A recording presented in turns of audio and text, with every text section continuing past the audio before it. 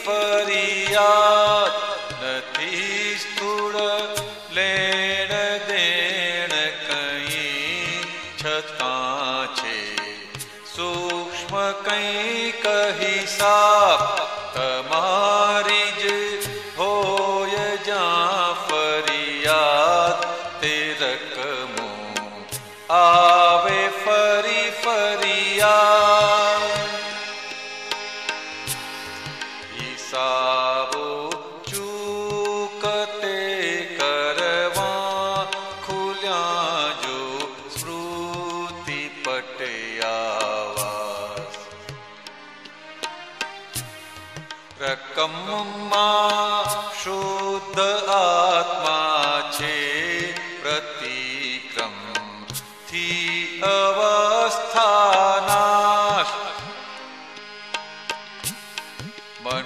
મનોગ્રંથિ જે ફૂટે છે બહિલા એવિડન્સોથી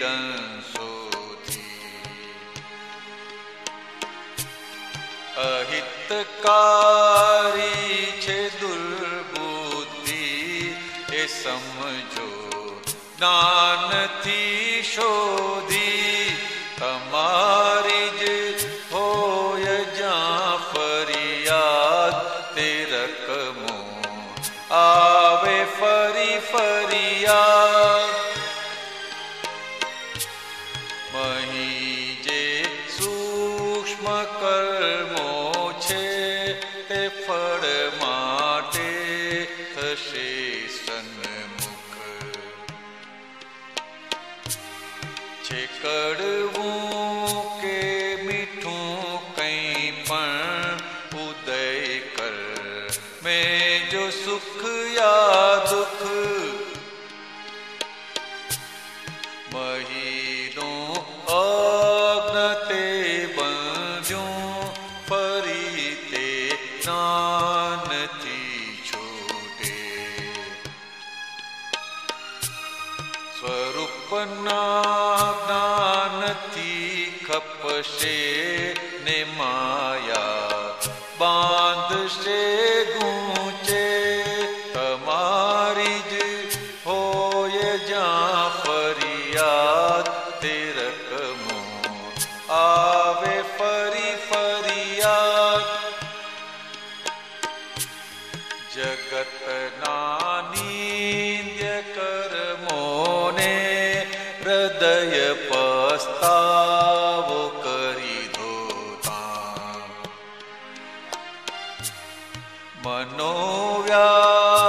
મનોવ્યાપારમાં શુદ્ધિ થતાં સૌ દોષ નિર્જરતા દીધો જે ધક્કો ફાઇલને ફરીથી બૂમ પાડી ઉભે ને સમભાવે નિકાલ થતાં તે ખુશ થઈ ક્લેમ છોડી દે ફરીથી યાદ આવે છે નક્કી છે રાગ દ્વેષી ચોટ રિલેટિવ દાખને ભૂસતા રિયલમાં જય પુરાશે ખોટ થતાં પસ્તાવા હાટીલી બધા ચીકણા કરમ ખરશે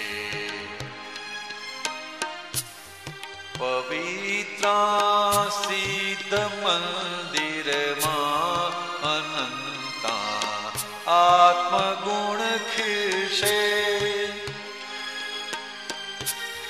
બફાયો જે પ્રતિક્રમણે તે બીજો સહુ ગયા શેકાય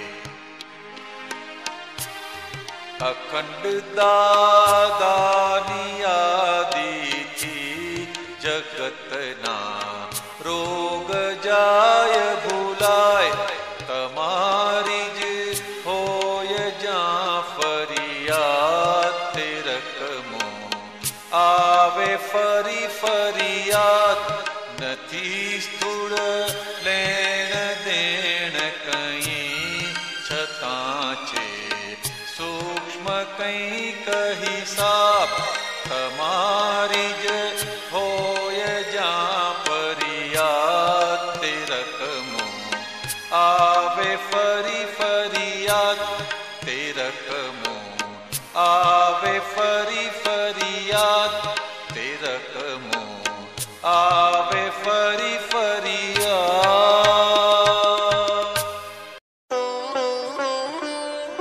चैप्टर 91। गुणाकार भागाकार क्यों सिखाते हैं? संसार से निपटारा पाने के लिए।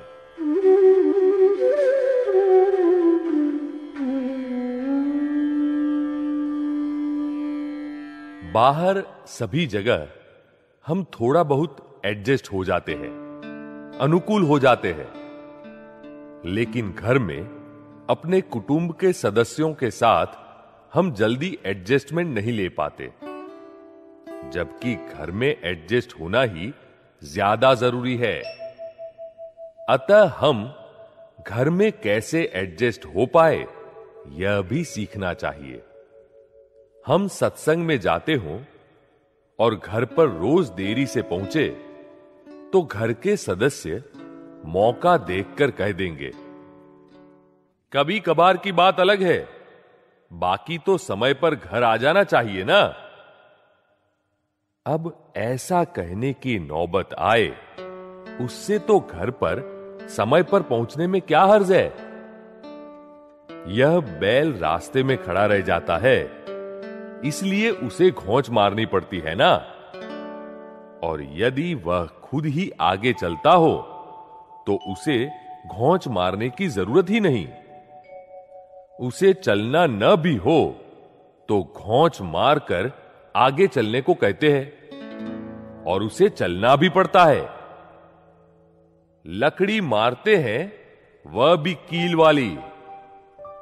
अब जब चलना ही है तो कोई हमें घोंच मारे ऐसी नौबत ही क्यों खड़ी करे। मगर क्या करे, आदत से, स्वभाव से मजबूर है। आपने देखा है ऐसा। अब यदि इन लोगों को घोंच मारी जाए तो दूसरे उन्हें बचाने निकलेंगे, मगर वह गूंगा जानवर तो किसे शिकायत करे। लेकिन आपने कभी यह सोचा है कि उसे मार क्यों खानी पड़ रही है? क्योंकि पिछले भव में उसने बहुत शिकायतें की थी, उसी का यह नतीजा आया है। जब उसके हाथ में सत्ता थी और उसका वर्चस्व था, तब वह सिर्फ शिकायतें ही करता रहा। अब सत्ता नहीं है, इसलिए शिकायत किए बिना चुपचाप सहना पड़ रहा है। अतः अब प्लस माइनस कर देना होगा। वैसे तो फरियादी न बने वही बेहतर है, क्योंकि फरियादी बनेंगे तो आरोपी बनने की नौबत आएगी ना। हमें तो आरोपी भी नहीं बनना है और फरियादी भी नहीं बनना है। कोई गाली भी दे तो उसे जमा कर ले, मगर फरियादी नहीं बनना चाहिए। आपको क्या लगता है, फरियादी बनना ठीक रहेगा? इससे तो पहले से ही एडजस्ट हो जाने में क्या बुराई है। मुझे तो कोई कहे कि ये भाई साहब ऐसे है, तब मैं तो सबसे पहले ऐसा कहने वाले को ही पकड़ूंगा कि तुम ऐसा कहने क्यों आए। तुम कहने आए हो, अतः तुम ही गुनहगार हो। पूछे बिना ही कोई कहने लगे तो उसकी बात को जड़ से ही काट देना चाहिए। पहले फरियाद लेकर कौन आता है? कलयुग में तो जो गुनहगार हो वही पहले फरियाद लेकर आता है। और सतयुग में जो सच्चा हो वह पहले फरियाद लेकर आता है। इस कलयुग में न्याय करने वाले भी ऐसे ही है कि जो पहले आया उसी की बात सुनकर उसी के पक्ष में बैठ जाते हैं। आपने देखा होगा कि शाम को पापा के घर आते ही उनकी बेटी यदि दौड़कर उनसे जाकर कहे, पापा भैया ने मुझे ऐसा कहा वैसा किया, तो पापा भी तुरंत ही बेटी के पक्ष में जा बैठते हैं और बेटे को डांटते हुए कहेंगे, अरे यहां आओ, तुमने ऐसा क्यों किया। अरे जनाब, बेटे को डांटने से पहले जरा पूछिए तो सही कि वास्तव में उसने क्या कहा था या क्या किया था। बेटी की कौन सी बात पर उसने प्रतिकार किया था और फिर बेटी ने क्यों आपसे शिकायत की और बेटे ने नहीं की, यह भी तो सोचना चाहिए ना। यह तो खुद सेंसिटिव है जो बेटी की एक तरफा बात को सुनकर उसे सच मान लेते हैं। फिर जब सच्चाई का पता चलता है तब कहेंगे, मैं जरा कान का कच्चा हूं सो गलती हो गई। यह तो खुद बेवकूफ है और कान की गलती बताते हैं। सोच समझकर निष्कर्ष नहीं निकालते कि बेटी गुनहगार है जो पहले शिकायत करने आ गई। घर में तो सभी तरह की ऊंच नीच होती रहती है, इसलिए बहुत ही सोच समझ से पेश आना पड़ता है। हमारे पास भी कई लोग शिकायत लेकर आते हैं। ऐसे में हम क्या करते हैं कि सबकी बात सुनते हैं ताकि बात को सभी पहलू से समझा जा सके और बाद में न्याय करते हैं। सही न्याय होने से गुनहगार बढ़ेंगे नहीं, क्योंकि गुनहगार समझ जाते हैं कि यहां तो सही न्याय होता है, इसलिए हमारी गलती पकड़ी जाएगी, अतः वे दोबारा फरियाद करेंगे ही नहीं। इस जगत में हमें कहीं भी सफाई, जस्टिफिकेशन पेश करने की जरूरत नहीं है। जो गुनहगार है उसे सफाई देनी होती है। इस जगत में सभी आर्बिट्रेटर बनना चाहते हैं, पंच, लवाद बनना चाहते हैं। हम तो किसी को आर्बिट्रेटर बनने का मौका ही नहीं देते। इस जगत में तो कभी भी इससे अलग कुछ भी होने वाला नहीं है। कीचड़ तो कहता है, तुझे अच्छा लगता हो तो हाथ डालना, तुझे ही हाथ धोने पड़ेंगे। हमें तो हमारी ही नब्ज परखनी होगी। हमारा कोई आर्बिट्रेटर बने ऐसा हमें मौका ही नहीं देना चाहिए। आप फरियाद करेंगे तो फरियादी बन जाएंगे। हम तो जो फरियाद करने आते हैं उन्हें ही गुनहगार मानते हैं। उन्हें ही फरियाद करने की नौबत क्यों आई?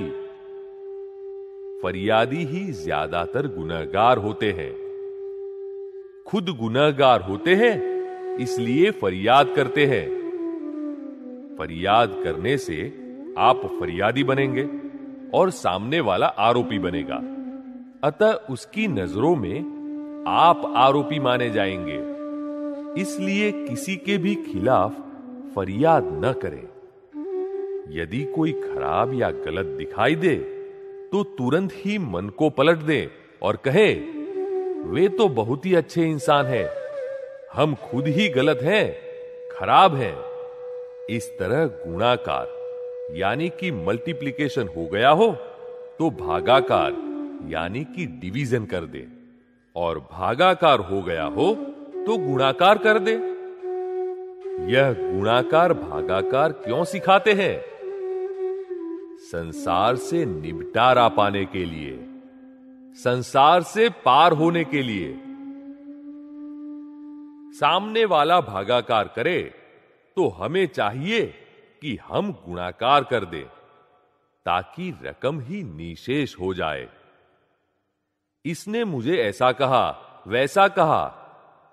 किसी के बारे में ऐसा सोचना यही गुनाह है।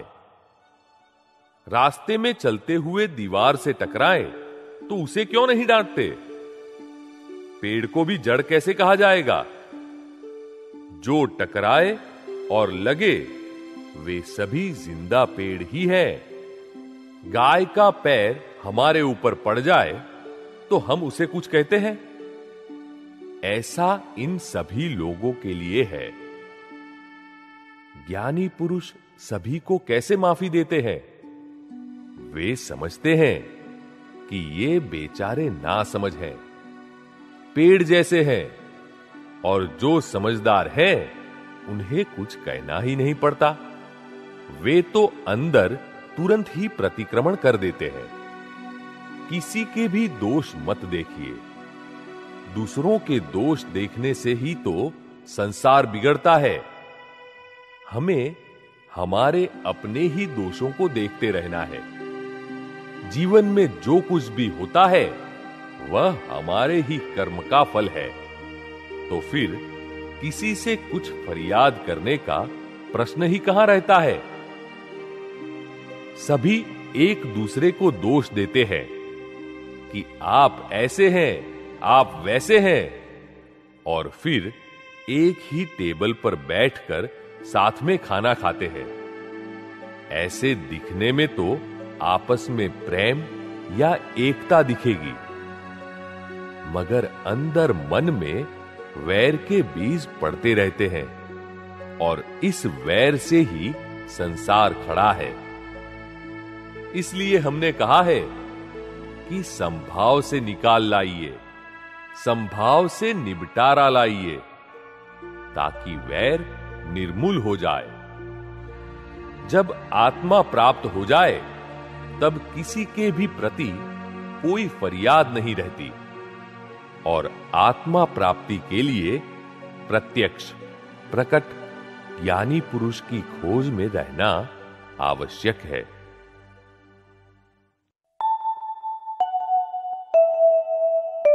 हाइलाइट्स। दूसरों के दोष देखने से ही तो संसार बिगड़ता है। हमें हमारे अपने ही दोषों को देखते रहना है। जीवन में जो कुछ भी होता है वह हमारे ही कर्म का फल है। तो फिर किसी से कुछ फरियाद करने का प्रश्न ही कहां रहता है।